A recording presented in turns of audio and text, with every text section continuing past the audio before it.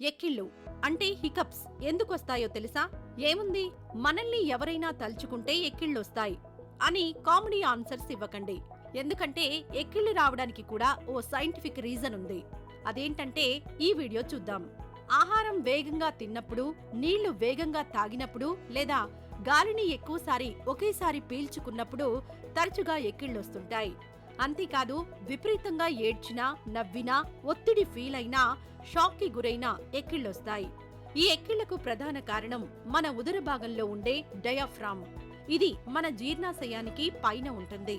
సాధారణంగా గాలి పీల్చినప్పుడు ఊపిరితిత్తులు వ్యాకోచిస్తాయి. ఆ సమయంలో ఈ డయాఫ్రామ్ సంకోచం చెంది ఊపిరితిత్తులకు అవసరమైన గాలినిస్తుంది. ఇదంతా ఓ పద్ధతి ప్రకారం జరుగుతుంది.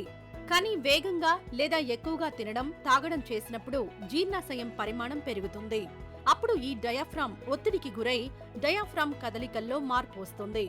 ఆ సమయంలో ఊపిరితిత్తుల సంకోచ, వ్యాకోచాలకు తగినట్లు డయాఫ్రామ్ స్పందించలేదు.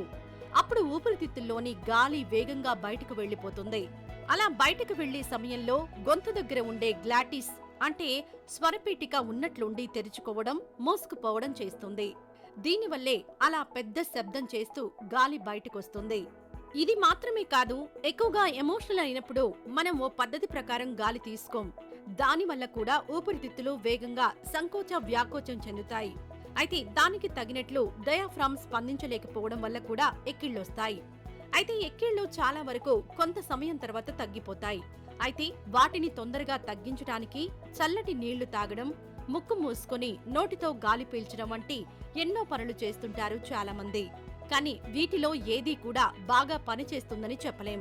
అంటే ఎక్కిళ్ళు వాటంతటా అవే తగ్గిపోవాలే కానీ ఎన్ని రకాలుగా ప్రయత్నించినా పెద్దగా ప్రయోజనం ఉండదన్నమాట.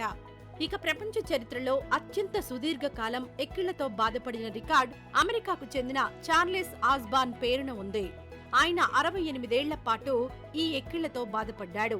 1922లో ఓ పెద్ద పంది అతడిపై పడ్డంతో మొదలైన ఎక్కిళ్లు 1990లో తగ్గాయి. ఈ ఎక్కిళ్ల వల్ల ఆయనకి గిన్నీస్ వరల్డ్ రికార్డ్ కూడా లభించింది. ఇది ఎక్కిళ్ల వెనుకున్న సైన్స్.